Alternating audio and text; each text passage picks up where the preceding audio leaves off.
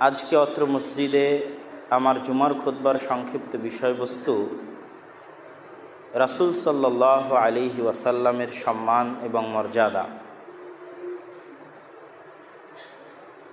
আমরা সকলেই অবগত আছি যে আমাদের পার্শ্ববর্তী দেশের ক্ষমতাসীন দলের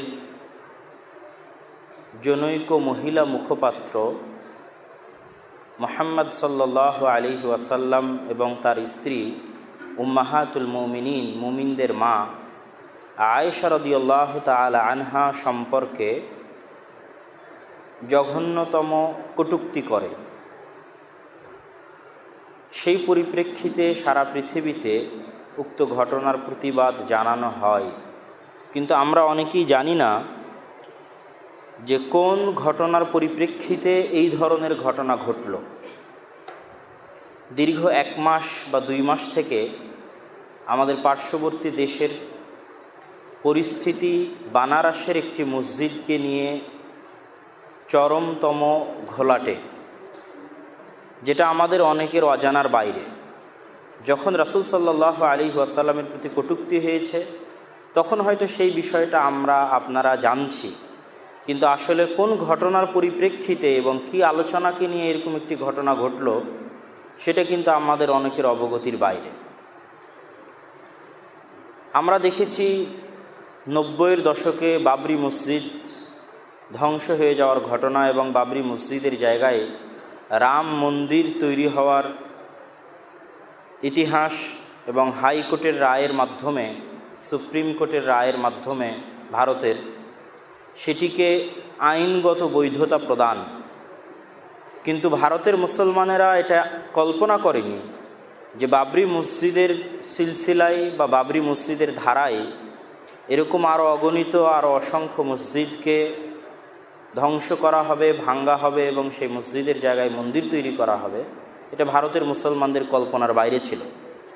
কিন্তু যারা দূরদর্শী, যারা রাজনীতি সচেতন, তারা এটা আগেই ধারণা করেছিলেন যে এরকম ঘটবে।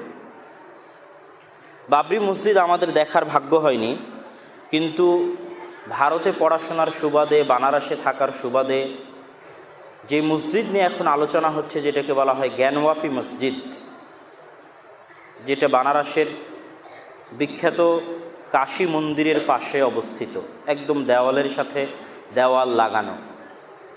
একটাই দেওয়াল যেটা মসজিদের দেওয়াল, একটাই দেওয়াল সেটাই মন্দিরের দেওয়াল। এক পাশে মসজিদ এবং আর এক পাশে মন্দির। দেওয়ালের সাথে দেওয়াল ঘিসে পাশাপাশি মসজিদ এবং মন্দির আছে, এবং এই মসজিদ নিয়ে বহু ইতিহাসও আছে। শুধু আজকে নয়, এর আগেও এই মসজিদকে ভাঙার চেষ্টা হয়েছে। তাদের দাবি হচ্ছে বাদশাহ আলমগীর এখানে আগে মন্দিরই ছিল, সেই মন্দির ভেঙে এই মসজিদটি বাদশাহ আলমগীর তৈরি করেছে। তাই সেই মসজিদকে পুনরায় ভেঙে সেখানে মন্দির তৈরি করা হবে। আর দলিল স্বরূপ এখন যেটা পেশ করা হচ্ছে, যেই ঘটনাকে কেন্দ্র করে মূলত মুহাম্মদ সাল্লাল্লাহু আলাইহি ওয়াসাল্লামের প্রতি কটূক্তি করা হয়েছে, যেটা আমাদের দেশের 90% জনগণের জানার বাইরে, যেহেতু আমাদের পেপার পত্রিকাগুলো এই বিষয়ে কোনো প্রকার লেখালেখি করেনি বা আমাদের টিভি চ্যানেলগুলো এই বিষয়ে কোনো সংবাদ প্রচার তেমন খুব একটা করেনি। সেটা হচ্ছে ওই মসজিদের মধ্যে একটি কমিটি গঠন করে মসজিদের মধ্যে তল্লাশি চালানোর অনুমতি দেয় ভারতের কোর্ট, যে মসজিদের মধ্যে অনুসন্ধান করা হোক মন্দিরের কোনো আলামত পাওয়া যায় কিনা। এবং সেই তল্লাশি কমিটি মসজিদের মধ্যে অনুসন্ধান করতে গিয়ে সবচেয়ে বড় যে আলামতটি, যেটা নিয়ে সারা ভারতে তোলপাড়, সেটা হচ্ছে মসজিদের ওযুখানার মধ্যে মুসলমানদের দাবি অনুযায়ী পানির ঝর্ণা বা পানির ফোয়ারা, যেটাকে উর্দুতে বলছে ফোয়ারা, আমরা বলি ঝর্ণা, সেই ঝর্ণার মতো একটা বড় পাথর পাওয়া গেছে, যেটা দেখতে শিবলিঙ্গের মতো। এই জন্য হিন্দুদের দাবি যে এটা হচ্ছে শিবলিঙ্গ, এখানে মন্দির ছিল, মন্দির ভেঙে বাদশাহ আলমগীর মসজিদ তৈরি করেছে, তার প্রমাণ হচ্ছে এই ওযুখানার মধ্যে আমরা শিবলিঙ্গ পেয়েছি। আর মুসলমানদের দাবি হচ্ছে এটা যুগ যুগ ধরে ঝর্ণা হিসেবে প্রবাহিত, এবং তার অনেক প্রমাণ এবং অনেক দলিল, অনেক যুক্তি মুসলমানদের পক্ষে আছে।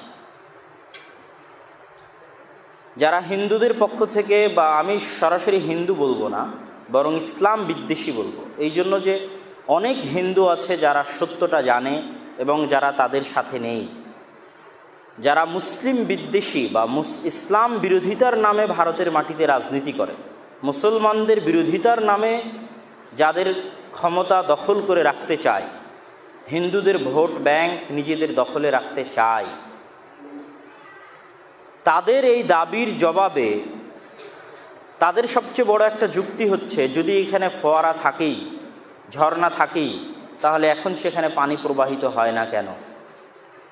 বাদশাহ আলমগীর সেই সময় কি এমন প্রযুক্তি ছিল যে সেই সময় তার কাছে কি এমন মেশিন ছিল যে মেশিন দিয়ে তিনি এখানে ঝর্ণা প্রবাহিত করতেন? এরকম অনেক যুক্তি তারা পেশ করে, কিন্তু তারা এটাও জানে না যে এখনকার যারা স্থাপত্য শৈলী বা স্থাপত্য শিল্পী, আজকের যুগের যারা ইঞ্জিনিয়ার, আর্কিটেক্ট ইঞ্জিনিয়ার, তাদের চেয়ে হাজার গুণ, শত গুণে বেশি জ্ঞানী, বেশি পণ্ডিত আর্কিটেক্ট ইঞ্জিনিয়ার এবং স্থাপত্য শৈলী মোগলদের ছিল।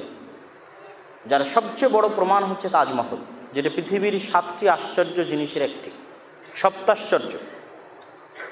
ওই তাজমহলে বাদশাহ শাহজাহানের আমলে এরকম অসংখ্য ঝর্ণাধারা আছে, যেটা মেশিন ছাড়াই অটোমেটিক পানি প্রবাহিত করত এবং ঝর্ণা থেকে পানি বের হতো। এরকম কাশ্মীর সহ আরও বহু মসজিদে, বহু দর্শনীয় জায়গায় তাদের সময়ে তারা ঝর্ণা স্থাপন করেছিল, যেগুলোতে মেশিন ছাড়াই ঝর্ণা প্রবাহিত হতো, এবং তাজমহলের সামনের যে ঝর্ণা সেগুলো এখনও সেইভাবেই চলমান আছে। সুতরাং এটি একটি ঠুনকো যুক্তি যে সেই সময় বাদশাহ আলমগীর বা তাদের কাছে কী এমন মেশিন ছিল যেই মেশিন দিয়ে তারা এই মসজিদে ঝর্ণা প্রবাহিত করতো, এটি ঠুনকো। বরং আজকের দিল্লির যে লালকেল্লা, আজকের যে তাজমহল, আজকের যে দিল্লির শাহী জামে মসজিদ, আজকের আগ্রার কেল্লা, ফতেহপুর সিক্রি, কুতুব মিনার, এরকম অসংখ্য স্থাপত্য শৈলী ভারতের মাটিতে মাথা উঁচু করে দাঁড়িয়ে আছে, যেগুলো প্রমাণ বহন করে যে আমাদের যুগের আর্কিটেক্ট ইঞ্জিনিয়ারদের চাইতে মুঘল আমলের আর্কিটেক্ট ইঞ্জিনিয়াররা শত গুণে, হাজার গুণে বেশি পারদর্শী ছিল। দ্বিতীয়ত, যদি এই দাবি সত্য হয় যে বাদশাহ আলমগীর সেখানে মন্দির ভেঙে মসজিদ তৈরি করেছিলেন, তাহলে বাদশাহ আলমগীর সবার আগে শিবলিঙ্গই ভাঙতেন। তিনি কোনো মতেই সেখানে শিবলিঙ্গ রাখতেন না। আপনারাই দাবি করছেন যে বাদশাহ আলমগীর মন্দির ভেঙে মসজিদ তৈরি করেছে, আবার আপনারাই বলছেন এখানে শিবলিঙ্গ পাওয়া গেছে। এটা পরস্পর বিরোধী দাবি। যদি এটা সত্য হয় যে বাদশাহ আলমগীর মন্দির ভেঙে মসজিদ তৈরি করেছে, তাহলে সেখানে শিবলিঙ্গ নাই, সবার আগে উনি ওটাই ভাঙবে। আর যদি এটা সত্য হয় যে ওখানে শিবলিঙ্গ আছে, তাহলে এই কথা মিথ্যে যে বাদশাহ আলমগীর এখানে মন্দির ছিল সেটা ভেঙে এখানে মসজিদ তৈরি করেছে। বরং এটা 500 বছর 600 বছর থেকে এখানে মসজিদ ছিল, বাদশাহ আলমগীরের আগেও সেখানে মসজিদ তৈরি করা হয়েছে। সঠিক ইতিহাস অনুযায়ী যেটা জানা যায় যে বাদশাহ বাবর যখন দ্বীন-এ ইলাহি বাস্তবায়ন করেন এবং হিন্দু মুসলমানকে একত্রে নিয়ে আসার চিন্তা ভাবনা করেন, তখনই মূলত তিনি এখানে মন্দির এবং মসজিদ পাশাপাশি তৈরি করিয়েছিলেন। আল্লাহু আ'লাম বিস-সাওয়াব। সম্মানিত উপস্থিতি, এই ঘটনার পরিপ্রেক্ষিতেই মূলত একটি তর্ক বিতর্ক অনুষ্ঠানে বিজেপির মুখপাত্র রাসূল সাল্লাল্লাহু আলাইহি ওয়াসাল্লামের প্রতি কটূক্তি করে।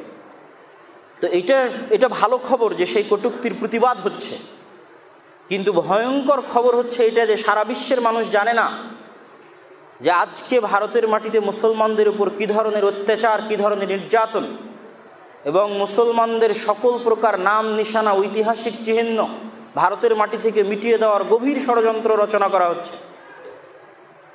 প্রত্যেকটা ঐতিহাসিক মসজিদের সাথে মন্দিরের দাবি উত্তোলন করা হচ্ছে। মুসলমানদের প্রত্যেকটা ঐতিহাসিক স্থাপত্যের সাথে সেখানে কোনো এক সময় মন্দির ছিল, কোনো এক সময় কিছু ছিল, এই ধরনের দাবি উত্থাপন করা হচ্ছে। মথুরার শাহী ঈদগাহ, সেখানেও দাবি করা হচ্ছে যে সেটা মন্দির ভেঙে মসজিদ তৈরি করা হয়েছে, অথচ 500 বছরের মসজিদ, সেটাও তারা ভাঙতে চাচ্ছে।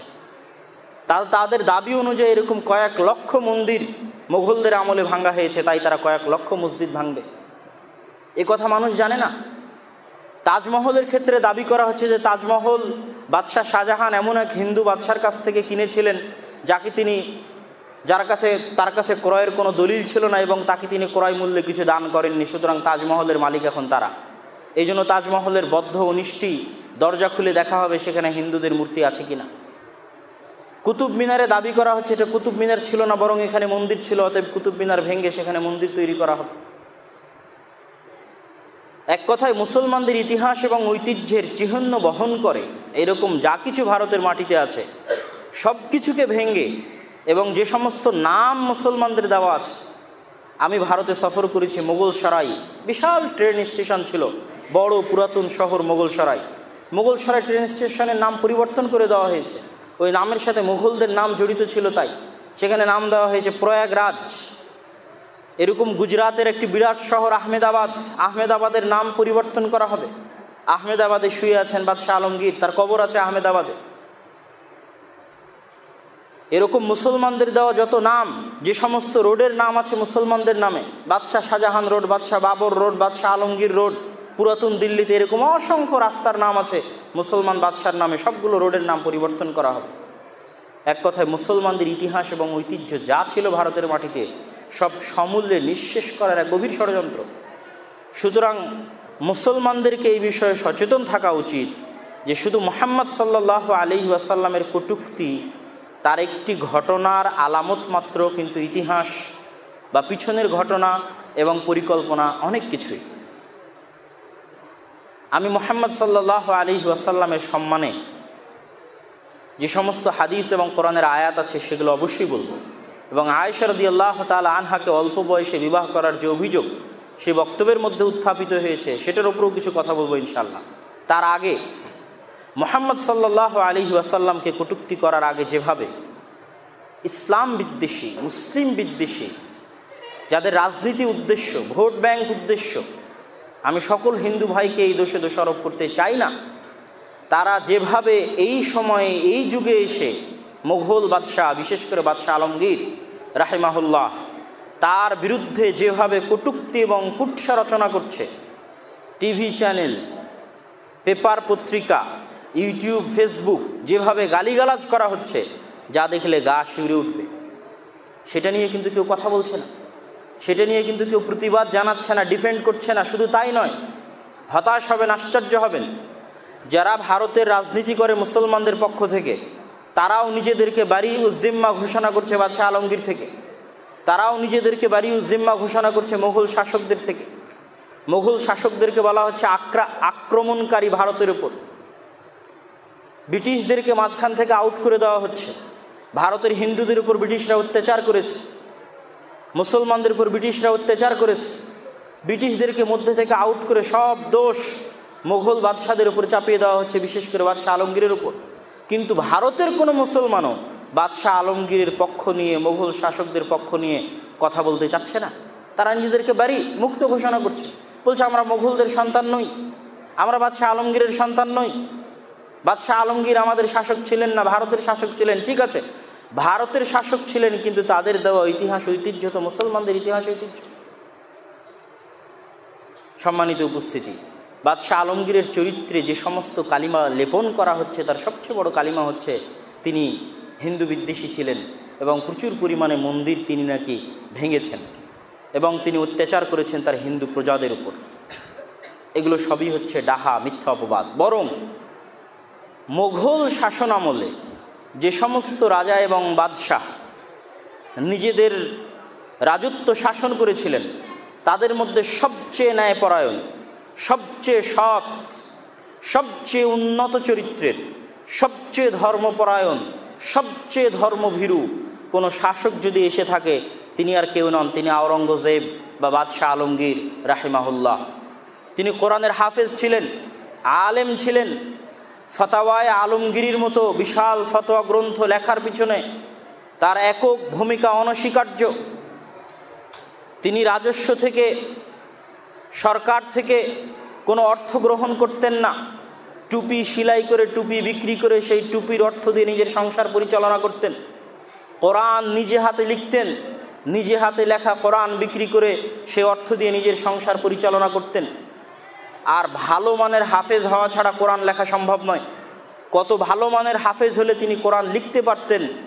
এত বড় বিশাল রাজত্ব পরিচালনা করার পরেও, কত বড় বিশাল রাজত্ব, গোটা ভারতের অতীতে, বর্তমানে, অতীতে একদম হিন্দুদের শাসনামল থেকে শুরু করে সুলতান মাহমুদ গজনবী, মোহাম্মদ ঘুরি, আলাউদ্দিন খিলজি থেকে শুরু করে মুঘল পর্যন্ত এই দীর্ঘ সময়ে কেউই এত বিশাল সাম্রাজ্যের এত দীর্ঘকাল যাবৎ শাসন করার সৌভাগ্য অর্জন করেনি। 51 বছর যাবৎ শাসন করেছে বাদশাহ আলমগীর ভারত, এবং আফগানিস্তান থেকে নিয়ে আরাকান পর্যন্ত এবং হিমালয় পর্বত থেকে নিয়ে একদম দক্ষিণ ভারত পর্যন্ত এই বিশাল এরিয়া, এত বড় এরিয়া তার পূর্বে এবং তারপরে আজ পর্যন্ত কোনো শাসক, কোনো বাদশাহ এত দীর্ঘকাল যাবৎ শাসন করেনি। 51 বছর যাবৎ তিনি শাসন করেছেন। তার শাসনের ন্যায়পরায়ণতা, তার শাসনের কল্যাণকর দিক এত বেশি ছিল যে বাদশাহ আলমগীরের আমলে গোটা পৃথিবীর 5 ভাগের 1 ভাগ জিডিপি, গোটা পৃথিবীতে যা সম্পদ ছিল তার 5 ভাগের 1 ভাগ সম্পদ ছিল ভারতে ছিল। আজকে যারা ভারত শাসন করছে তারা দেখাক যে বাদশাহ আলমগীর যত টাকা, যত ধন দৌলত ভারতে জমা করেছিল আজকে তারা পাচ্ছে কিনা। যত উন্নত, যত ধনী, যত ন্যায়পরায়ণতার শাসন বাদশাহ আলমগীর প্রতিষ্ঠা করেছিল তারা আজকে পারছে কিনা? পারছে না, পারবে না। কিন্তু সকল দোষ বাদশাহ আলমগীরের উপর চাপানো হচ্ছে তার শুধু তিনি ইসলাম ভীরু এবং ধর্মপরায়ণ, ন্যায়পরায়ণ শাসক ছিলেন বলে। কিন্তু বাদশাহ আলমগীরের হিন্দু বিদ্বেষ কতটুকু সত্য? বাদশাহ আলমগীর তার দীর্ঘ শাসন আমলে দুইজন হিন্দু সেনাপতিকে প্রধান সেনাপতি করেছিলেন। একজনের নাম হচ্ছে যশবন্ত সিংহ, আর একজনের নাম হচ্ছে জয় সিংহ। যদি তিনি হিন্দু বিদ্বেষী হতেন তাহলে দুইবার তার প্রধান সেনাপতিকে তিনি হিন্দু করতেন না। যেই বাদশাহ আকবরকে ভারতের যারা মুসলিম বিদ্বেষী তারা সবচেয়ে বেশি পছন্দ করে এবং ভালোবাসে এবং মনে করে যে তিনি হিন্দু ধর্মের লোকদেরকে অনেক বেশি ভালোবাসতেন, তার শাসন আমলে তার রাজত্বে উচ্চ পদস্থ কর্মকর্তা হিন্দু ছিল মাত্র 12 জন। সেখানে বাদশাহ আলমগীরের শাসন আমলে উচ্চ পদস্থ হিন্দু কর্মকর্তা ছিল 148 জন। বাদশাহ আলমগীরকে বলা হচ্ছে যে তিনি হিন্দুদের মন্দির ভেঙেছে, অথচ অনেক মন্দির তৈরিতে বাদশাহ আলমগীরের অর্থ রয়েছে, জমিদান রয়েছে এবং বহু বাদশাহী ফরমান রয়েছে হিন্দুদের মন্দির যেন ভাঙ্গা না হয় সেই মর্মে। উজ্জয়িনীর মহাবালেশ্বর মন্দির, চিত্রকূটের বালাজি মন্দির, গৌহাটির উমানন্দ মন্দির, শত্রুঞ্জরির জৈন মন্দির, এলাহাবাদের সোমেশ্বরনাথ মহাদেব মন্দির, মহারাষ্ট্রের নান্দেড় জেলার মোহনপুরের দত্তাত্রেয় গুরু মন্দির, এই রকম অসংখ্য মন্দির আছে যেই মন্দিরগুলোর সংস্কার কাজে বাদশাহ আলমগীরের অর্থ ব্যয় হয়েছে। অসংখ্য গরিব দুস্থ হিন্দুকে তিনি সম্পদ দান করেছিলেন। এইরকম 48টি দানপত্র, যেটা অসহায় দুস্থ হিন্দুদেরকে দান করা হয়েছিল, বাদশাহ আলমগীর এরকম 48টি দানপত্র ডক্টর কে দত্ত তার একটি বইয়ের মধ্যে জমা করেছে। 1659 খ্রিস্টাব্দের 10ই মার্চ বানারস শহরের মন্দির সংক্রান্ত একটি ফরমানে বাদশাহ আলমগীর বলেন, প্রজাদের উপকার সাধন এবং নিম্ন সকল সম্প্রদায়ের উন্নতি সাধন আমাদের কর্তব্য। সেজন্য আমাদের পবিত্র আইনানুসারে আমরা সিদ্ধান্ত গ্রহণ করছি যে পুরাতন মন্দিরগুলো বিনষ্ট করা হবে না, কিন্তু নতুন কোনো মন্দির সৃষ্টি করাও চলবে না। আর অন্যায়ভাবে কোনো ব্রাহ্মণ বা তাদের ব্যাপারে হস্তক্ষেপ বা হামলা করা চলবে না। তারা যেন আগের মতো নিজ নিজ কাজে নিযুক্ত থাকতে পারে অথবা আমাদের আল্লাহ প্রদত্ত সাম্রাজ্যের স্থায়িত্বের জন্য সুস্থ মনে প্রার্থনা করতে পারে। এই জায়গায় একটা জিনিস নোট করার মতো যে বাদশাহ আলমগীর নতুন করে মন্দির তৈরি করার ক্ষেত্রে তিনি কিছুটা বিরোধিতা ছিল মর্মে ইতিহাসে পাওয়া যায়, কিন্তু কোনো ব্রাহ্মণের ইবাদতে, কোনো মন্দিরে যেন তাদেরকে বাধাগ্রস্ত না করা হয়, তাদের মন্দির যেন নষ্ট করা না হয়, এই মর্মে 1659 খ্রিস্টাব্দের 10ই মার্চ তিনি ফরমান জারি করেন। নতুন মন্দিরের ক্ষেত্রে কেন তার এরকম নিষেধাজ্ঞা ছিল? তার যুগে যত নতুন মন্দির তৈরি করার চেষ্টা করা হয়েছে তার অধিকাংশগুলোই ছিল রাজনৈতিক কারণে। বাদশাহ আলমগীরের বিরুদ্ধে বিদ্রোহ করার কারণে সেই সমস্ত মন্দির তৈরি করে সেগুলোতে রাজনৈতিক আলোচনা এবং দেশের বিরুদ্ধে, রাষ্ট্রের বিরুদ্ধে বিদ্রোহ করার গোপন কল্পনা রচনা করা হতো, গোপন ষড়যন্ত্র করা হতো। এই জন্য তখন তিনি সেগুলোর বিরোধিতা করেছেন। কিন্তু অসংখ্য মন্দির তৈরিতে এবং মন্দির যেন ভাঙ্গা না হয় এই মর্মে তার আদেশ ছিল। আর এটার সবচেয়ে বড় দলিল হচ্ছে, একদিকে তারা দাবি করছে যে বাদশাহ আলমগীর কট্টর ইসলামপন্থী, আর আমরা জানি যে কট্টর ইসলামপন্থী সে কোশ্চেনকালে ইসলামের বিধান লঙ্ঘন করতে পারে না।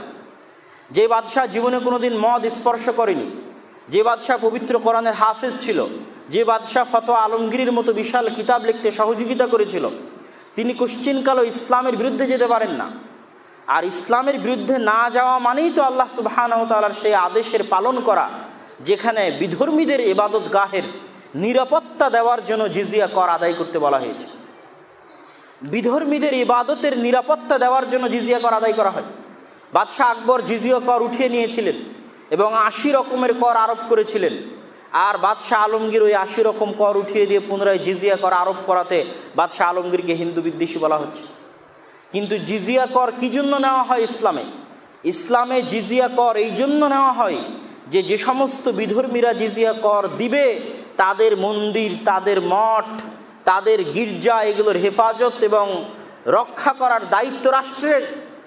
তাদের নির্বিঘ্নভাবে তাদের ইবাদত করতে সুযোগ করে দেওয়ার দায়িত্ব রাষ্ট্রের, খেলাফতের, এই জন্য নেওয়া হয়। আর তার মানে এই নয় যে তিনি মুসলমানদের কাছ থেকে কোনো কর নিতেন না, মুসলমানদের কাছ থেকে জাকাত বাধ্যতামূলক নিতেন, মুসলমানদের কাছ থেকে ওসর বাধ্যতামূলক নিতেন। তাহলে মুসলমানদের কাছ থেকে জাকাত বাধ্যতামূলক নিচ্ছেন, ওসর বাধ্যতামূলক নিচ্ছেন, তাহলে আর বাকি যারা নাগরিক আছে হিন্দু, তাদের কাছ থেকে কিছুই নেবেন না?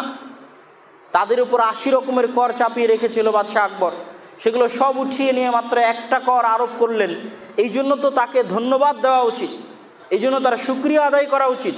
সেটা না করে আজকে ভারতের মাটিতে বাদশাহ আলমগীরের পবিত্র চরিত্রে কালিমা এবং কলঙ্ক লেপন করার চেষ্টা করা হচ্ছে।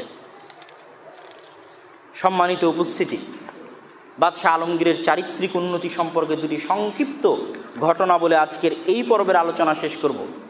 একটি সংক্ষিপ্ত ঘটনা আমাদের দেশের বিভিন্ন বই পুস্তকে আমরা ছোটবেলায় পড়েছি। বাদশাহ আলমগীর কুমারে তাহার পড়াইতো মৌলভী এক দিল্লি। এই কবিতা পড়েননি এরকম বাংলা ভাষাভাষী পাঠক খুব কমই আছে। এই কবিতায় বাদশাহ আলমগীরের উন্নত চরিত্রের প্রমাণ পাওয়া যায়। তার সন্তানকে পড়ানোর জন্য, রাজপুত্রকে পড়ানোর জন্য মৌলভী দিল্লির একজন মৌলানা মানুষ এসে পড়াতেন। একদিন বাদশাহ আলমগীর দেখছে যে তার সন্তান উস্তাদের পা ধুয়ে দিচ্ছে, কিন্তু শুধু পানি ঢালছে, হাত দিয়ে স্পর্শ করে পা ধুয়ে দিচ্ছে না। এই দৃশ্য বাদশাহ আলমগীর দেখলে শিক্ষক উস্তাদ ভীত সন্ত্রস্ত হয়ে যায়। ভীত সন্ত্রস্ত হয়ে তিনি চিন্তিত হয়ে যান, না জানে আজকে তার কি হবে। বাদশাহ আলমগীর তাকে দরবারে ডেকে পাঠান। ডেকে পাঠিয়ে তাকে বলেন যে আপনি আমার সন্তানকে আদব শিক্ষা দেননি। আদব শিক্ষা দেয়নি মানে আপনি আমার সন্তানকে আদব শিক্ষা দেননি যে ওস্তাদের পায়ে শুধু পানি ঢেলে দিতে হয় না, বরং নিজে হাত দিয়ে ওস্তাদের পা ধৌত করে দিতে হয়। আদব আপনি কেন তাকে শিক্ষা দেননি? এরকম উন্নত মহা চরিত্রের অধিকারী ছিলেন বাদশাহ আলমগীর। তার এরকম অসংখ্য ঘটনা আছে, তার চরিত্রের উন্নতির প্রমাণ হিসেবে পেশ করা যাবে। সম্মানিত উপস্থিতি, সময় যেহেতু সংক্ষিপ্ত সেহেতু আমি সেই দিকে যাচ্ছি না।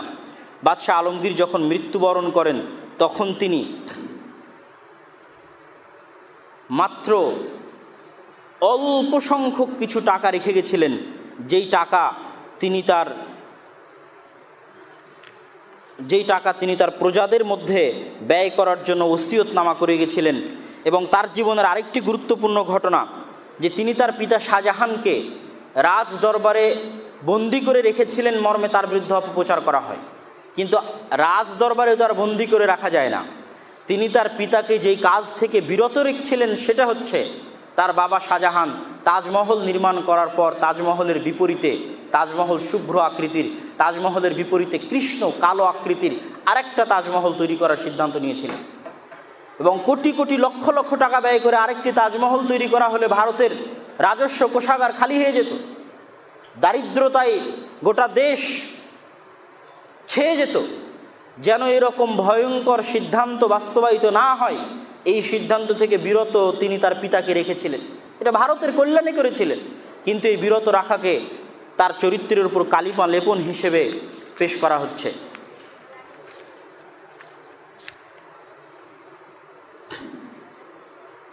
শামসুল উলামা জাকাউল্লাহ দেহলভী বাদশাহ আলমগীরের শেষ সময়ের ওসিয়তনামায় উল্লেখ করেছেন যে তার টুপি সেলাই করে অর্জিত অর্থের অবশিষ্ট 4.5 রুপি দিয়ে আমার কাফন দাফনের ব্যবস্থা করবে এবং কোরআনের কপি তৈরি করে অর্জিত অবশিষ্ট 805 রুপি গরিব দুঃখীদের মধ্যে বন্টন করে দিবে। শাসক জীবনের এই 51তম বর্ষের শেষ সময়ে, মৃত্যুর সময়ে এটাই ছিল তার রেখে যাওয়া সম্পদ। 4.5 রুপি ছিল টুপি বিক্রি করা থেকে, আর 800 রুপি ছিল কোরআনের কপি করে বাজারে বিক্রি করা থেকে। এরকম মহান একজন ধর্মভীরু, ধর্মপরায়ণ, ন্যায়পরায়ণ শাসকের বিরুদ্ধে এই অভিযোগ আরোপ করা হচ্ছে যে তিনি বানারসের মন্দির ভেঙে সেখানে মসজিদ তৈরি করেছেন, আর আজকে সেই মসজিদকে ভেঙে মন্দির তৈরি করা হবে। আল্লাহ সুবহানাহু তাআলা ভারতের মুসলমানদের এবং এই সমস্ত ন্যায়পরায়ণ শাসক এবং বাদশাদের রেখে যাওয়া ইতিহাস এবং ঐতিহ্যকে মুসলমানদের সন্তানকে ধারণ করার তৌফিক দান করুন, আল্লাহুম্মা আমিন। এবং ভারতের মুসলমানদের গর্ব করে বলা উচিত যে বাদশাহ আলমগীর আমাদের বাদশাহ ছিলেন, আমাদের শাসক ছিলেন, আমাদের পূর্বপুরুষ ছিলেন, এবং এটা শক্তভাবে গর্ব করে বলা উচিত। আজকে ভারতের মাটিতে সবই তাদের রেখে যাওয়া। আজকেও ভারতের মাটিতে যেখানে জাতীয় পতাকা উত্তোলন করা হয়, স্বাধীনতা দিবস উদযাপন করা হয়, বিজয় দিবস উদযাপন করা হয়, সকল অনুষ্ঠান সম্পন্ন করা হয়, সেই লালকেল্লা মোগলদের তৈরি করা। সম্মানিত উপস্থিতি, যেই তাজমহল দেখিয়ে সারা পৃথিবীর কাছে কোটি কোটি টাকা ইনকাম করছে, যত পর্যটক ভারতে আসে তার 80 থেকে 90% পর্যটক তাজমহল দেখার জন্য আসে, সেটাও মুঘল আমলের মুসলমান শাসকদের তৈরি করা। যদিও সেটা তৈরি করা ইসলামের দৃষ্টিতে জায়েজ নয়, কিন্তু তারপরেও তারা মুসলমানদের তৈরি করা জিনিস থেকে নিজেদের ইনকাম, নিজেদের শাসন কার্য সব কিছু পরিচালনা করছে, আর মুসলমানদের বিরুদ্ধে বিরোধিতা করছে। এটা খুবই হতাশাজনক। আর একটা সবচেয়ে দুঃখ লাগে, আমি যত দেশ ভ্রমণ করেছি, কোনো দেশের মুসলমানদেরকে সেই দেশকে এত বেশি ভালোবাসে, অথচ ওই দেশের শাসক মুসলমান নয় তারপরেও, অথচ ওই দেশের শাসন ক্ষমতায় মুসলমানেরা নাই তারপরেও ওই দেশকে ওই দেশের মুসলমানেরা ভালোবাসে। এই ভালোবাসার দিক থেকে ভারতের মুসলমানদের চাইতে এগিয়ে কেউ নাই। ইংল্যান্ড বলেন, আমেরিকা বলেন, জার্মান বলেন, ফ্রান্স বলেন, যেগুলোতে মুসলমানেরা বসবাস করে, তাদের শাসক মুসলিম নয়, কিন্তু তারা জার্মানকে, ইংল্যান্ডকে, আমেরিকাকে আমেরিকার মুসলমানেরা যতটা না বেশি ভালোবাসে। এরকম যত অমুসলিম দেশ আছে, ওই অমুসলিম দেশে বসবাস করা মুসলমানেরা ওই অমুসলিম দেশকে যতটা না ভালোবাসে, তার চেয়ে বেশি ভারতের মুসলমানেরা ভারতকে ভালোবাসে। এই জন্য তাদের কাছে অপশন থাকার পরে 1947 সালে তাদের কাছে অপশন ছিল যে তারা পাকিস্তানে চলে যাবে, বাংলাদেশে চলে আসবে। এই অপশন থাকার পরও তারা ভারতের মাটিকে পরিত্যাগ করেনি, ভারতে মুসলমানদের ঐতিহ্যের ভালোবাসায় তারা পরিত্যাগ করেন। আজকে এই দেশকে যে সমস্ত মুসলমানেরা জান পরাণ দিয়ে ভালোবাসে, সেই মুসলমানদের উপরে অভিযোগ উত্থাপন করা হচ্ছে যে তারা দেশদ্রোহী, তারা দেশকে ভালোবাসে না। সবচেয়ে আশ্চর্যের বিষয় হচ্ছে 1757 সালে পলাশীর প্রান্তরে যখন সিরাজউদ্দৌলার পতন হয় এবং তারপর থেকে ব্রিটিশ ইস্ট ইন্ডিয়া কোম্পানির যে শাসন শুরু হয়, মনে রাখতে হবে যে এই শাসনের পতন মুসলমানদের পতন ছিল, মুঘল সাম্রাজ্যের পতন ছিল। এই জন্য ব্রিটিশদের কারণে সবচেয়ে বেশি কষ্ট মুসলমানেরা পেয়েছিল। এই জন্য ব্রিটিশদের বিরুদ্ধে সবচেয়ে বেশি জিহাদ, সবচেয়ে বেশি রক্ত, সবচেয়ে বেশি প্রাণ মুসলমানেরা ঝরিয়েছে। এই জন্য যে মুসলমানদের কাছ থেকে ছিনিয়ে নেওয়া হয়েছে শাসন ক্ষমতা। 1857 সালের যেটাকে সিপাহী বিপ্লব বলা হয়, এটা সিপাহী বিপ্লব নয়, বরং সিপাহী বিদ্রোহ নয়, বরং সর্বভারতীয় বিপ্লব। বাহাদুর শাহ জাফর যে বিপ্লবের নেতৃত্ব দিয়েছিলেন, এই বিপ্লবের নেতৃত্ব দেওয়ার কারণে হাজার হাজার লক্ষ লক্ষ মুসলমানকে ব্রিটিশরা হত্যা করেছে। বাহাদুর শাহ জাফরের 2 সন্তানকে জবাই করে তার মাথা বাহাদুর শাহ জাফরের দরবারে পেশ করা হয়েছে। বাহাদুর শাহ জাফরকে আরাকানের রেঙ্গুনে নির্বাসনে পাঠানো হয়েছে, সেখানেই তিনি নিহত হয়েছে। ব্রিটিশদের বিরুদ্ধে সর্বপ্রথম জেহাদের ঘোষণা শাহ ইসমাইল শহীদ সৈয়দ আহমদ ব্রেলভি দিয়েছে। এই যে মুসলমানদের দীর্ঘ আন্দোলন ব্রিটিশদের বিরুদ্ধে, স্বাধীনতা আন্দোলন, যেটা 1947 সালে 14 আগস্ট পাকিস্তান, বাংলাদেশ এবং 15 আগস্ট ভারত যে স্বাধীনতা লাভ করে, এই স্বাধীনতার পিছনে সবচেয়ে বেশি অবদান মুসলমানদের ছিল, সবচেয়ে বেশি রক্ত মুসলমানদের গেছে। আর আজকে সেই মুসলমানদেরকে ভারতে দেশদ্রোহী, রাষ্ট্রদ্রোহী বলা হচ্ছে। এর চেয়ে বড় মিথ্যাচার, এর চেয়ে বড় ইতিহাসের অন্যায় এবং জঘন্যতম ঘটনা পৃথিবীর ইতিহাসে আর হতে পারে না। এবং দিন শেষে এর ক্ষতি ভারতের হবে। এই ধরনের প্রচারণার ক্ষতি ভারতের হবে। কি জন্য হবে? বাংলাদেশের চেয়ে বেশি মুসলমান ভারতে বসবাস করে, পাকিস্তানের চেয়ে বেশি মুসলমান ভারতে বসবাস করে। সত্যিকার যদি গণনা হয় তাহলে দেখা যাবে সারা পৃথিবীর সবচেয়ে বেশি মুসলমান ভারতে বসবাস করে। কোনো দিন যদি সত্যিকার আদমশুমারি হয়, গণনা করা হয়, তাহলে সারা পৃথিবীর সকল মুসলিম দেশের চেয়ে সবচেয়ে বেশি মুসলমান ভারতে বসবাস করে। এত বিশাল জনসংখ্যাকে একটা দেশে যদি দ্বিতীয় শ্রেণীর নাগরিক বানিয়ে দেওয়া হয়, তৃতীয় শ্রেণীর নাগরিক বানিয়ে দেওয়া হয়, তাদের বিরুদ্ধে বিদ্বেষ পোষণ করতে যদি বানিয়ে দেওয়া হয়, ওই দেশ কোশ্চিনকালে উন্নত হতে পারবে না। এবং ওই দেশের ধ্বংস হওয়ার জন্য এই একটা কারণই যথেষ্ট, যেটা ভারতের যারা বিজ্ঞ মানুষ তাদের বোঝা উচিত। মুঘল বাদশাহ আলমগীরের শাসন আমলে তার দরবারে 148 জন উচ্চপদস্থ হিন্দু ছিল। আজকে বাদশাহ আলমগীরকে হিন্দু বিদ্বেষী বলা হচ্ছে। আজকে বিজেপি সরকারের শাসন আমলে কতজন মুসলমান উচ্চপদস্থ আছে? বাদশাহ আলমগীরের শাসন আমলে দুইজন প্রধান সেনাপতি ছিল মুসলমানদের। আজকে ভারতের সেনাবাহিনীতে কতজন আছে মুসলমান? কতজন ডাক্তার মুসলমান আছে? কতজন ইঞ্জিনিয়ার মুসলমান আছে? কতজন সরকারি চাকরিজীবী মুসলমান আছে? তাহলে বাদশাহ আলমগীর, মুঘল শাসকরা হিন্দু বিদ্বেষী না আজকের যারা ক্ষমতায় আছে তারা ইসলাম বিদ্বেষী? সম্মানিত উপস্থিতি, এবার আমরা আসি আমাদের নবী মুহাম্মদ সাল্লাল্লাহু আলাইহি ওয়াসাল্লামের সম্মানের সম্পর্কে কয়েকটি হাদিস আপনাদের এবং কোরআনের আয়াত আপনাদের সামনে পেশ করব। ওমা আরসালনাকা ইল্লা রাহমাতাল লিল আলামিন, সূরা আম্বিয়ার 107 নম্বর আয়াতে আল্লাহ সুবহানাহু ওয়া তাআলা বলেন, আমি আপনাকে মুসলমানদের সারা পৃথিবীর জন্য রহমত হিসেবে পাঠিয়েছি, সারা পৃথিবীর জন্য। ওয়া রাফা'না লাকা যিকরাক, আপনার জিকিরকে উঁচু করেছি। জিকিরকে উঁচু করা মানে, হাসান বিন সাবিত রাদিয়াল্লাহু তাআলা আনহু বলছেন, জাম্মাল ইলাহ ইসমান নবী সাল্লাল্লাহু আলাইহি ওয়াসাল্লাম ইলা ইসমিহি ইযা ক্বালা ফিল খামসিল মুআযযিনু আশহাদু আল্লা ইলাহা ইল্লাল্লাহ ওয়া আশহাদু আন্না মুহাম্মাদার রাসূলুল্লাহ। মুআজ্জিন যতবার আজান দেয় ততবার আল্লাহ সুবহানাহু ওয়া তাআলার নামের সাথে মুহাম্মদ নামটি উচ্চারিত হয় সারা পৃথিবীতে। এটা আল্লাহ সুবহানাহু ওয়া তাআলা কোরআনে বলেছেন, রাফা'না লাকা যিকরাক। মুহাম্মদ সাল্লাল্লাহু আলাইহি সাল্লাম বলেন, আনা সাইয়্যিদু উলদি আদম ইয়াউমাল কিয়ামাহ, কিয়ামতের মাঠে সকল আদম সন্তানের সর্দার হব আমি। ওয়া আউয়ালু মান ইউনশাক্কু আনহুল কবর, এবং কবর থেকে সর্বপ্রথম বের করা হবে আমাকে, সর্বপ্রথম শাফাত করব আমি, সর্বপ্রথম শাফাত গ্রহণ করা হবে আমার। কিয়ামতের দিন মুহাম্মদ সাল্লাল্লাহু আলাইহি ওয়াসাল্লামকে মাকাম মাহমুদ এবং জান্নাতে ওয়াসিলা দান করা হবে। রাসূল সাল্লাল্লাহু আলাইহি ওয়াসাল্লাম হাদিসে বলছেন, কেউ যদি আজানের পর মুয়াজ্জিন যা বলে তারপরে দরুদ পাঠ করে এবং আজানের পরের দোয়া পাঠ করে, তাহলে তার জন্য শাফাত করা আমার জন্য ওয়াজিব হয়ে যাবে। আর সে যদি আমার জন্য ওসিলা চাই, ওই দোয়ার মধ্যে আমরা ওসিলা চাই রাসূল সাল্লাল্লাহু আলাইহি ওয়াসাল্লামের জন্য। সেই ওসিলা কি? জান্নাতের সর্বোচ্চ জায়গা। রাসূল সাল্লাল্লাহু আলাইহি ওয়াসাল্লাম বলছেন, ওয়াহিয়া আকরাবু আমকিনাতিল জান্নাহ ইলাল আরশ, আরশের সবচেয়ে নিকটবর্তী জায়গা হচ্ছে ওসিলা। এই ওসিলা মুহাম্মদ সাল্লাল্লাহু আলাইহি ওয়াসাল্লাম আশা করেন যে আরজু আনা কুনা আনা হুয়া, যে ওই ওসিলা সর্বোচ্চ জায়গায় আমাকে স্থান দেওয়া হবে। তোমরা না আজানের পরের দোয়ায় আমার জন্য ওসিলা চেও। আর যে আমার জন্য ওসিলা এবং মাকাম মাহমুদ চাইবে তার জন্য শাফাত করা আমার জন্য ওয়াজিব হবে। মাকাম মাহমুদ কি? কিয়ামতের মাঠে যখন কেউ কথা বলতে পারবে না, আদম, ঈসা, মুসা, নূহ, ইব্রাহিম আলাইহিমুস সালাতু ওয়াস সালাম সবাই যখন অপারগতা প্রকাশ করবে, তখন মুহাম্মদ সাল্লাল্লাহু আলাইহি ওয়াসাল্লাম সারা পৃথিবীবাসীর পক্ষ হয়ে প্রথম আল্লাহ সুবহানাহু ওয়া তাআলার সাথে কথা বলবেন, এই মর্মে যে আল্লাহ আপনি বিচার শুরু করেন। আল্লাহ সুবহানাহু ওয়া তাআলার ওই দিন হায়বাত, আল্লাহ সুবহানাহু ওয়া তাআলার ওই দিন তার আত্মমর্যাদা, তার আত্মসম্মান এত বেশি থাকবে যে সারা পৃথিবীতে সবাই আতঙ্কে থাকবে। নবীরাও, আদম আলাইহিস সালাম বললেন, কদ গাযিবা রাব্বি, আজকে আমার প্রতিপালক আমার প্রতি এত রাগান্বিত, ইতিপূর্বে এত রাগান্বিত কোনোদিন হননি। একই উত্তর সব নবীর হবে। আল্লাহ সুবহানাহু ওয়া তাআলার হায়বাতের কারণে, আত্মমর্যাদা, আত্মসম্মানের কারণে। সেই দিন আল্লাহ সুবহানাহু ওয়া তাআলাকে কেউ এটা বলার সাহস করবে না যে আল্লাহ আপনি বিচার শুরু করেন। সেই দিন মুহাম্মদ সাল্লাল্লাহু আলাইহি ওয়াসাল্লাম আল্লাহকে এই কথা বলবেন।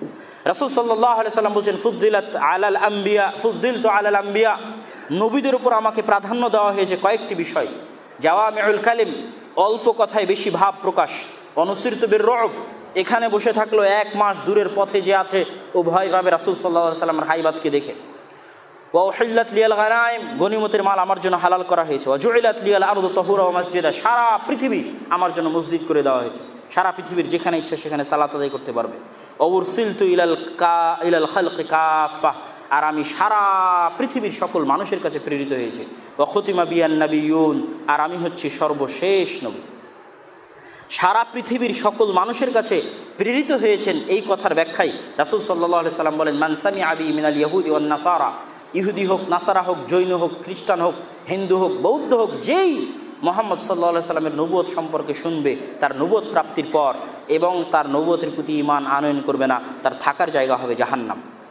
জান্নাতের দরজা সর্বপ্রথম যার জন্য খোলা হবে, আনাস বিন মালিক রাদিয়াল্লাহু তাআলা আনহু থেকে বর্ণিত, তিনি বলেন রাসূল সাল্লাল্লাহু আলাইহি সাল্লাম বলেছেন, আতি বাবাল জান্নাহ ইয়াউমাল কিয়ামাহ, আমি জান্নাতে সামনে আসবো কিয়ামতের দিন, জান্নাতের দরজা খোলার জন্য অনুমতি চাইব, খুলতে বলবো। জান্নাতের দারওয়ান বলবে, কে আপনি? আমি বলবো, আকুলু মুহাম্মদ, আমি মুহাম্মদ।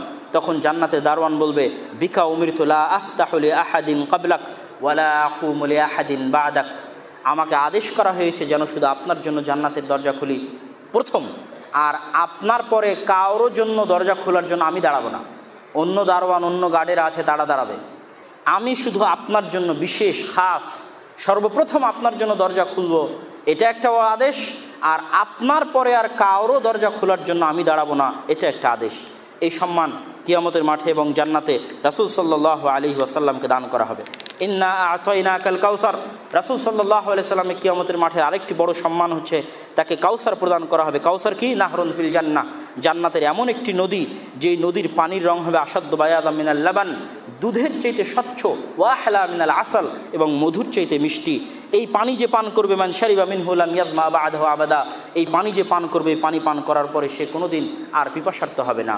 এরকম অসংখ্য রাসূল সাল্লাল্লাহু আলাইহি ওয়াসাল্লামের সম্মান এবং মর্যাদা পবিত্র কোরআন এবং হাদিসে বর্ণিত হয়েছে। আল্লাহ রাসূলের প্রতি যে কটূক্তি করবে তার জন্য একটাই ফায়সালা হচ্ছে, তাকে হত্যা করতে হবে। তওবা করলেও তাকে হত্যা করতে হবে। আল্লাহ যদি তার তওবা কবুল করে, সেটা আল্লাহ সুবহানাহু ওয়া তাআলা কিয়ামতের মাঠে দেখবেন। কিন্তু মুসলিম শাসকের কাজ হচ্ছে রাসূল সাল্লাল্লাহু আলাইহি ওয়াসাল্লামকে কটূক্তি করলে তাকে হত্যা করতে হবে। আয়েশা রাদিয়াল্লাহু তাআলা আনহাকে অল্প বয়সে রাসূল সাল্লাল্লাহু আলাইহি ওয়াসাল্লাম বিয়ে করেছিলেন, এটা নিয়ে ওই বক্তব্যে সমালোচনা করা হয়েছে। শুধু আয়েশা রাদিয়াল্লাহু তাআলা আনহা নয়, বরং সেই যুগে এটার প্রচলন ছিল, অল্প বয়সে মেয়েদেরকে বিবাহ করার প্রচলন ছিল। যদি অল্প বয়সে আয়েশা রাদিয়াল্লাহু তাআলা আনহাকে বিবাহ করা রাসূল সাল্লাল্লাহু আলাইহি ওয়াসাল্লামের কোনো দোষ হতো, রাসূল সাল্লাল্লাহু আলাইহি ওয়াসাল্লামের কোনো ত্রুটি হতো, তাহলে আজকের বিজেপির কোনো মুখপাত্রকে এই মন্তব্য করার প্রয়োজন হতো না। বরং সবার আগে আবু জাহাল, আবু লাহাব, আবু সুফিয়ান, মক্কার কাফের কুরাইশ, তারা সবার আগে মন্তব্য করত। তারা রাসূল সাল্লাল্লাহু আলাইহি ওয়াসাল্লামের এমন কোনো দোষ নাই যেই দোষ নিয়ে তারা চর্চা করেনি। রাসূল সাল্লাল্লাহু আলাইহি ওয়াসাল্লামকে পাগল বলেছে, জাদুকর বলেছে, কবি বলেছে, এমন কোনো মিথ্যা অপবাদ নাই যেটা রাসূল সাল্লাল্লাহু আলাইহি ওয়াসাল্লামকে তারা দেয়নি। কিন্তু ইতিহাসের প্রত্যেকটা পৃষ্ঠা খুঁজে দেখেন, জাহেলি যুগের প্রত্যেকটা কবিতা খুঁজে দেখেন, প্রত্যেকটা ইতিহাস খুঁজে দেখেন, ইতিহাসের কোথাও পাবেন না যে মক্কার কোনো কাফের, কোনো কুরাইশ রাসূল সাল্লাল্লাহু আলাইহি ওয়াসাল্লাম আয়েশা রাদিয়াল্লাহু তাআলা আনহাকে বিবাহ করেছিলেন, এই জন্য তার সমালোচনা করেছিল। কোথাও খুঁজে পাবেন না। কিভাবে করবে? সেই যুগে এটার প্রচলন ছিল। যদি এটা সেই যুগে দোষ ত্রুটি হতো, তাহলে আজকের কাউকে কটূক্তি করা লাগতো না, তারা সবার আগে কটূক্তি করত। রাসূল সাল্লাল্লাহু আলাইহি সাল্লামের দাদা আব্দুল মুত্তালিব, আব্দুল মুত্তালিব হালাকে বিবাহ করেছিলেন অল্প বয়সে। রাসূল সাল্লামের পিতা আব্দুল্লাহ আমেনাকে বিবাহ করেছিলেন, রাসূল সাল্লামের মাতা আমেনাকে বিবাহ করেছিলেন অল্প বয়সে। এবং রাসূল সাল্লাল্লাহু আলাইহি ওয়াসাল্লাম নিজে আগ্রহী হয়ে আয়েশা রাদিয়াল্লাহু তাআলা আনহাকে বিবাহ করতে চাননি, বরং খাদিজা রাদিয়াল্লাহু তাআলা আনহার মৃত্যুর পরে খাওলা বিনতুল হাকিম আয়েশা রাদিয়াল্লাহু তাআলা আনহার বিবাহের প্রস্তাব নিয়ে আল্লাহ রাসূলের কাছে এসেছিলেন। আয়েশা রাদিয়াল্লাহু তাআলা আনহাকে রাসূল সাল্লাল্লাহু আলাইহি ওয়াসাল্লামে প্রথম বিবাহের প্রস্তাব পাঠাননি। যদি রাসূল সাল্লাল্লাহু আলাইহি ওয়াসাল্লামের বিবাহ করা আয়েশা রাদিয়াল্লাহু তাআলা আনহাকে দোষের হতো, তাহলে তিনিই হয়তো সর্বপ্রথম প্রস্তাব পাঠানোকারী হতেন না।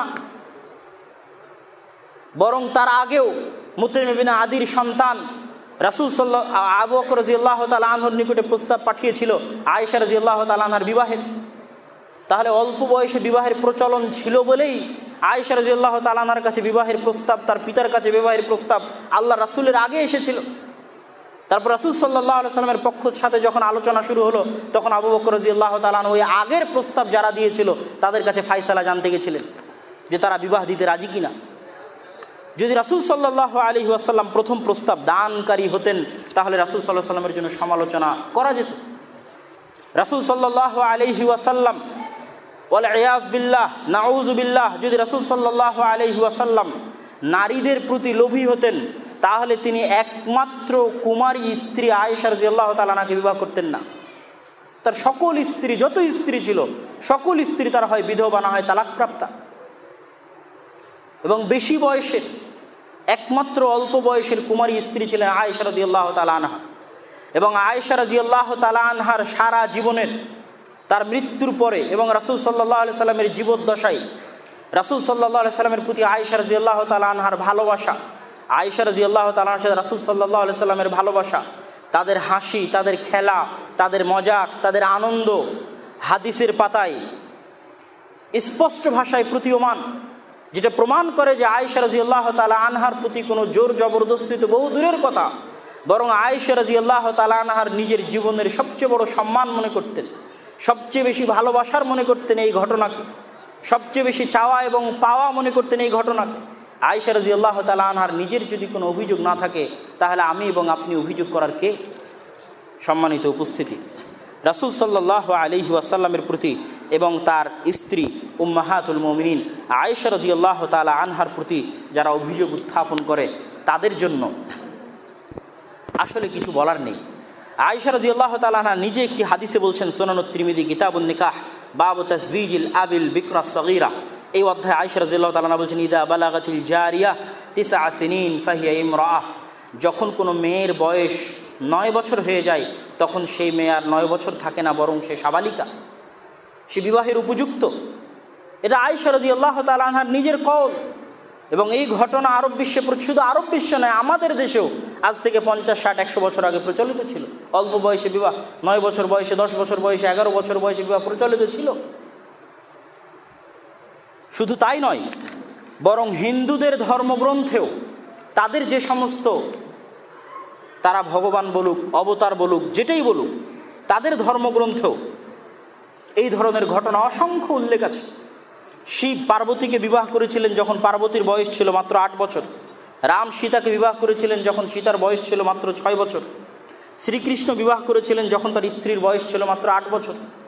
এরকম অসংখ্য ঘটনা গোটা ভারতের ইতিহাসে পাওয়া যাবে। সুতরাং শুধু মুহাম্মদ সাল্লাল্লাহু আলাইহি ওয়াসাল্লামের প্রতি এই ধরনের মিথ্যা অপবাদ এবং কালিমা লেপন করার চেষ্টা করা কোনো বিবেকবান, সুবুদ্ধি সম্পন্ন, ভদ্র মানুষের পক্ষে সম্ভব নয়। আল্লাহ সুবহানাহু ওয়া তাআলা আমাদেরকে এবং যারা রাসূল সাল্লাল্লাহু আলাইহি ওয়াসাল্লামের প্রতি, উম্মাহাতুল মুমিনিন আয়েশা রাদিয়াল্লাহু তাআলা আনহার প্রতি এবং আমাদের অতীতে চলে যাওয়া ভারত, পাকিস্তান, অখণ্ড ভারতের যারা শাসক ছিলেন, ন্যায়পরায়ণ সৎ শাসক ছিলেন। একজন হিন্দু ঐতিহাসিক লিখছেন, তার নাম আমি ভুলে গেছি, একজন হিন্দু ঐতিহাসিক লিখছেন, যদি ভারত মুসলমানদের দেশ হতো তথা আকসারিয়াত মুসলমানদের হতো গোটা ভারত উপমহাদেশে, পাক ভারত, বাংলাদেশে, নেপাল, ভুটানে যদি আকসারিয়াত মুসলমানদের হতো, তাহলে ওমর ইবনে আব্দুল আজিজের পরে, সালাহুদ্দিন আইয়ুবির পরে কাউকে যদি ইসলামের ইতিহাসে সৎ শাসক হিসেবে, ষষ্ঠ বা সপ্তম খলিফা হিসেবে স্মরণ করা হতো, মুহাম্মদ সাল্লাল্লাহু আলাইহি ওয়াসাল্লামের আদর্শের অনুসারী হিসেবে স্মরণ করা হতো, তাহলে তাদের একজনের জায়গা বাদশাহ আলমগীরের হতো। সম্মানিত উপস্থিতি, আমাদের সন্তানদেরকে তাদের ইতিহাস পড়াতে হবে, তাদের ইতিহাস সম্পর্কে আমাদের জ্ঞান থাকতে হবে, জানা থাকতে হবে। ইতিহাসগুলো আমাদের অতীত, আমাদের ঐতিহ্য, আমাদের গর্বের জায়গা। আল্লাহ সুবহানাহু ওয়া তাআলা বাংলাদেশ, ভারত, পাকিস্তানের মুসলমানদেরকে যাবতীয় অত্যাচার, অনাচার থেকে রক্ষা করুক এবং এই পুরো অঞ্চলে ইসলামের গালাবা দান করুক। আল্লাহুম্মা আমিন।